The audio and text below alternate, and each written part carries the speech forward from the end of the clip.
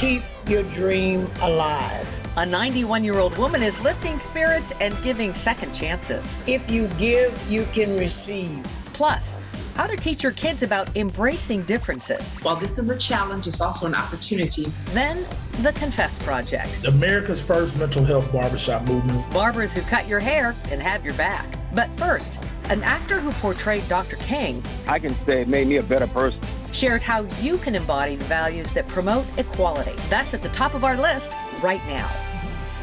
Hey everyone, I'm Shaguna Duolowu. Today is Martin Luther King Jr. Day, a day we honor the great civil rights leader. Many actors have portrayed this inspirational hero in movies. We spoke to one of them about how we can all further promote equality by embodying the spirit of Dr. King. And that's our featured story on the top of the list. I have the pleasure to present to you Dr. Martin Luther King, Jr. I have a dream. And because of that dream, on the third Monday of January every year, we take this day to honor Dr. Martin Luther King Jr. and all that he stood for. And Dr. King endured so much brutality, so much pain, so much ugliness, and he still had just love in his heart.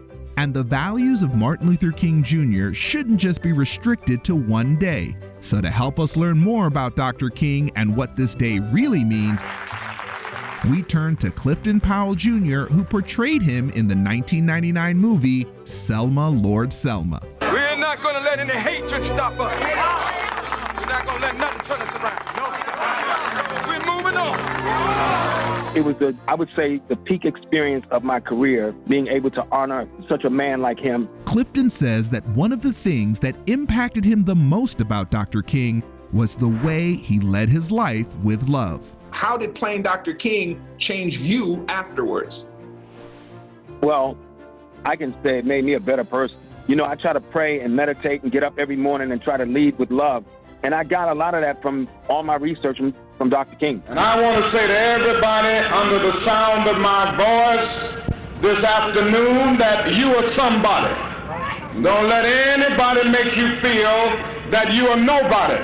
How do we keep that going? In your mind, how do we keep pushing forward the teachings of Martin Luther King, the spirit of love and togetherness and everybody joining hands to end hate? How do we keep that going? Well, I will say to you, Dr. King said, the time is now. If we wait too much longer, if we cool off, we might go into what I call a deep freeze.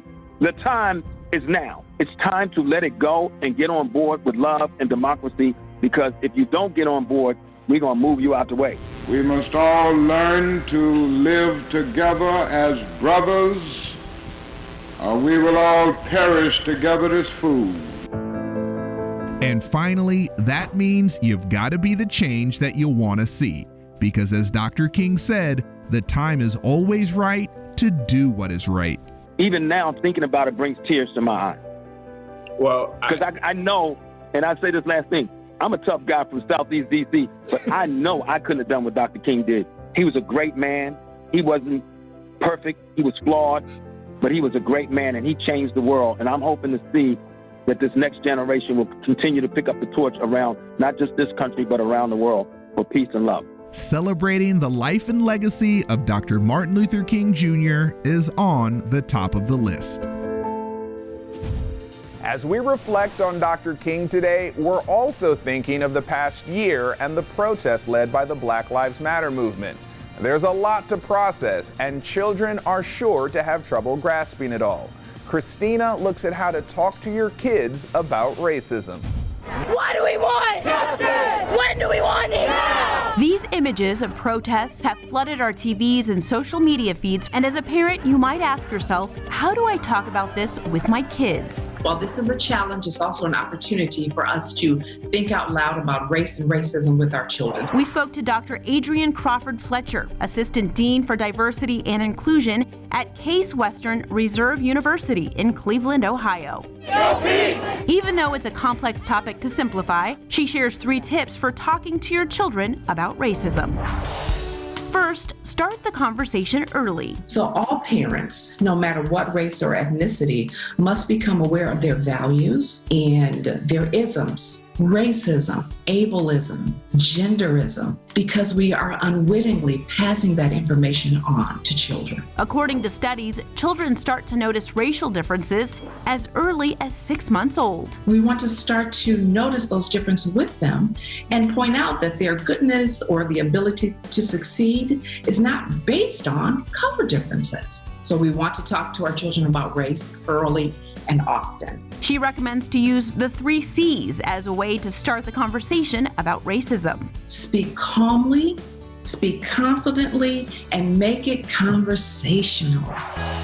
Next, it's important to recognize and address white privilege, which she explains as the ability to move about in the United States freely and having unworried opportunity. She says it's important to teach your children early and often how it affects others. We see white privilege being weaponized or wielded in statements like, I'm better than you because my skin is lighter than yours and your skin is dark. Privilege can always play a part in someone's success, but her advice for parents is to be intentional by exposing your kids to experiences with people from different backgrounds. Go to places where they will congregate with families who are different from them, then children learn not to wield or weaponize that quote unquote privilege.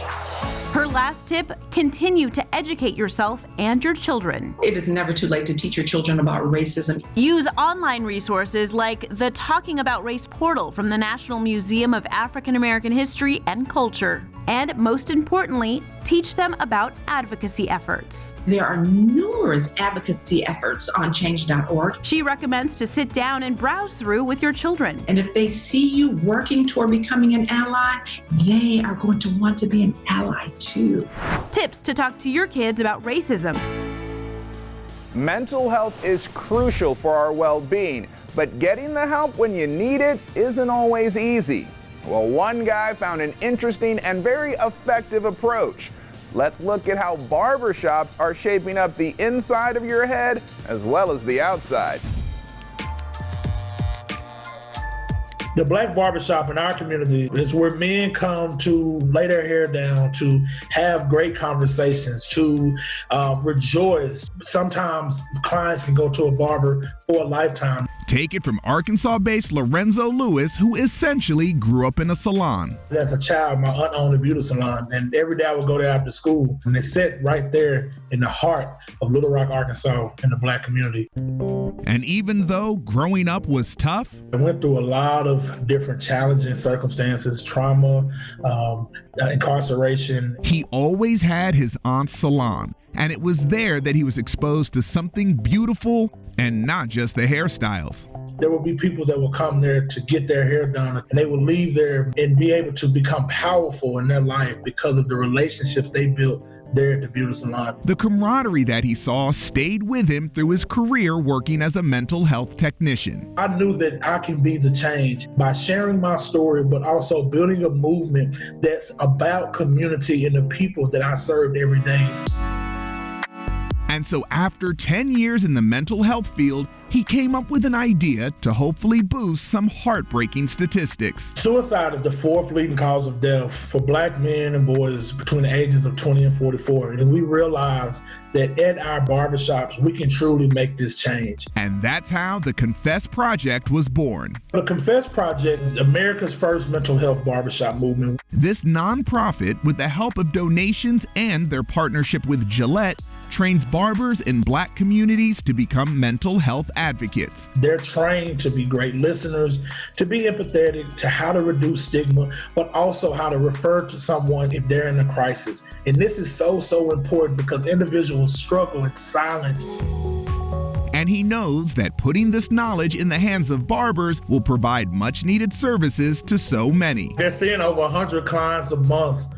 And imagine the interactions they have with clients that don't have medical benefits, can't go to a therapist. And so having a barber in position to listen, to inform, but to not be grandiose of being a doctor, right? To being that everyday brother that comes across as giving a haircut is really major. And although barbers won't be able to technically treat the clients, they will be there to listen, know what signs to look for, and be able to provide mental health resources. And since its inception in 2016, the Confess Project has made a huge impact. To date, the Confess Project has trained over 200 barbers in 16 U.S. cities across the Southern and Midwest region. We know that we can be that change. We're grateful that we're going to continue to impact our communities across the United States. Looking good, but feeling even better by bringing mental health advocacy to barbershops. Coming up next, stirring films that shed light on racism. There's a lesson or two that you'll get out of them. Plus, relax and rewind with the help of these unique YouTube channels. Then, grab a dream, keep the dream, follow the dream. An unlikely hero who serves up gumbo and second chances. Give them a good meal, and they'll do whatever you want them. That's all coming up next. We're back. January can be a great time to buy a car. But will you choose an SUV, sports car, pickup, or minivan? Jimmy Rhodes says step one is finding your perfect driving style match. Hey Jimmy, what's the deal? Cut the sandwich across or diagonal, over-the-ear headphones or earbuds, dip the fries or put the ketchup on top. These all probably mean something, but according to Consumer Reports' Mike Quincy, nothing pegs your personality quite like the way you drive. We looked at cars and how people drive. That's right, answer a few questions, and Consumer Reports' online quiz will tell you what kind of driver you are and what kind of car might be a good match for your driving style. We're running them down, starting with the performance driver. This is the kind of driver that says, hey, let's take the long way home through these twisty, curvy roads because I've got the kind of car that will maximize that kind of performance. A good match for the performance driver? The Toyota Supra. Toyota matched up with BMW to create this awesome rear-wheel drive two-seater sports car. It has incredible handling, an amazing powertrain, and it really defines most of anything that you're looking for when it comes to performance driver. Next, there's the defensive driver. A defensive driver is more looking for a vehicle that is maybe, let's call it sensible. So they want sensible features. Good controls, lots of safety features. The match? The Kia Telluride. This is a 3-row SUV that not only did really well in Consumer Reports ratings, it has super easy to use controls. The next type of driver from Consumer Reports online quiz, the rough and tumble driver. Let's get this thing dirty. Let's get a vehicle with aggressive tires, high ground clearance. No surprise which vehicle tops this list. The Jeep Wrangler. It's noisy, it rides rough, it's hard to get in and out of. But the thing is, a rough and tumble driver, they don't care about any of this. In fact, it's more of like a badge of honor. Finally, don't confuse the power driver with the performance driver. The power drivers are really more into straight line speed. And for acceleration, cue up another icon. The Ford Mustang GT. We're talking about a 5-liter V8. It epitomizes awesome straight line acceleration. You can take the quiz at consumerreports.org/carsdriving/what kind of driver are you quiz. The cool thing about the United States auto industry is that there really truly is something for everyone. Finding a car based on how you drive is what's the deal. People watch YouTube videos for all sorts of reasons: recreation, education, and sometimes relaxation.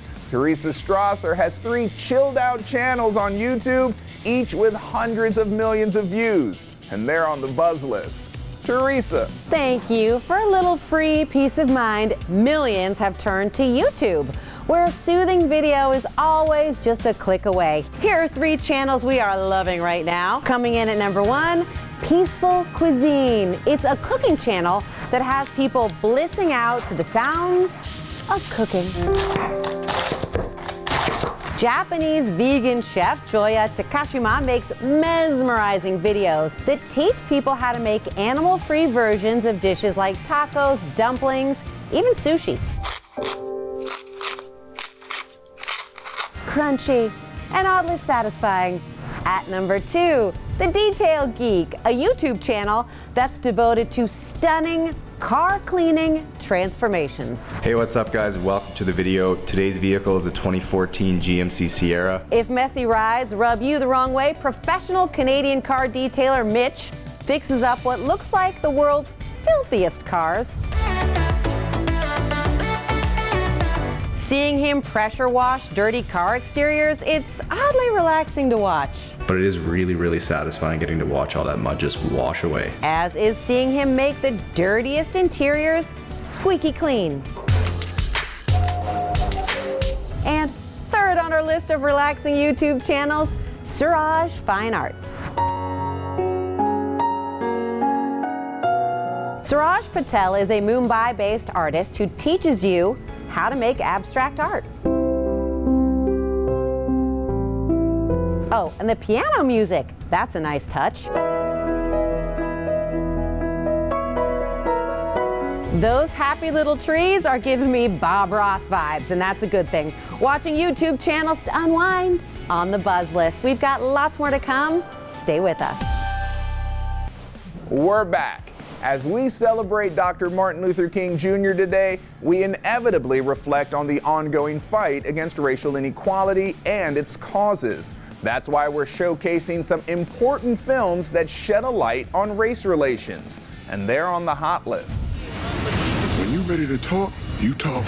Over time, some filmmakers have not been afraid to speak up on social issues through their work.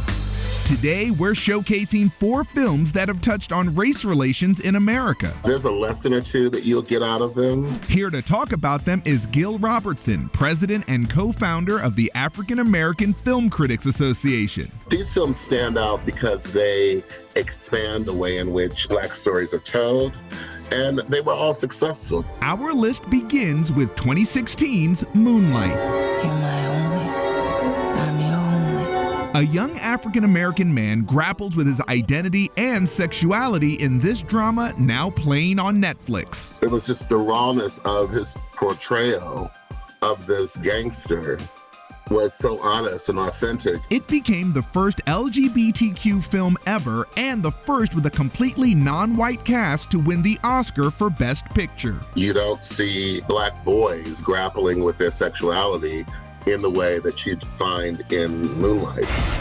Now to a thriller where meeting the parents turns eerily wrong, 2017's Get Out. Mom and Dad, this is my boyfriend. Hungry, my man. Jordan Peele's directorial debut was an Oscar winner, and it's available to rent on Amazon Prime for $3.99. It's an examination of race in America. It certainly was worthy of all the kudos that it received.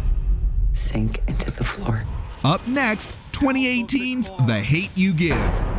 What did you do? Based on the best-selling novel of the same name, this drama follows a teenager who must use her voice to fight for justice. Circumstances that take place in her life and that come to define her life and the way she looks at the world. Rent it for $3.99 on Amazon Prime Video. We will not stop! Finally, a 2018 film based on a novel by James Baldwin, If Beale Street Could Talk. You ready for this?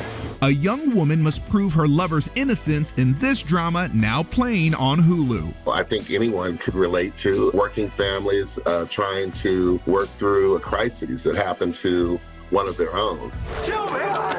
Films that have successfully explored race relations on the hot list. We'll be right back. We're back, and as we honor Dr. Martin Luther King today, we wanted to tell you about a woman who he'd probably be impressed with. For over 25 years, Alice Harper's Restaurant has been giving second chances to those who need it the most. Heidi Fogelsong has her story. Po' boy right off of Bourbon Street. Not all heroes wear capes. In Ma Harper's case, she wears a chef's hat. I say God gave me the desire to want to cook. Meet Ma. She's a 91-year-old woman who grew up in New Orleans as the second oldest of 16 siblings. I always felt that I was working in a restaurant feeding that amount of siblings, and then the desire grew. And even all the jobs I had, I never put my dream away. Pork chop, red bean and rice. And that dream turned into one of the most successful Creole restaurants in Texas, leading her to make local and national headlines. This is Ma Harper's Creole Kitchen. What are we going to serve this with, Ma? Ma Harper's cornbread. Real deal cornbread. Not only is Ma a force to be reckoned with in the kitchen, but a woman full of wisdom and life lessons. She shares with us her secret ingredients for a life well lived. Where if you give, you can receive. It starts with love. The word love in all aspects, it's a 4-letter word, but it's an action. It's doing. By cooking good food, she shows her love for her customers. The way to anybody is through their stomach. Give them a good meal, and they'll do whatever you want them to do. Next, she serves up second chances as an opportunity to give back. All mistakes are not done purposely. Ma hires people who've served jail time. She says it's an opportunity for them to better their future and a reminder that mistakes can be forgiven. The only thing about that, you make mistakes, don't repeat it. Her last life ingredient, never give up. I would tell anybody in any walk of life, follow your dream. She says it's easy to give up when things get tough, but keep your dream alive. Serving up love, second chances, and life lessons with Ma Harper.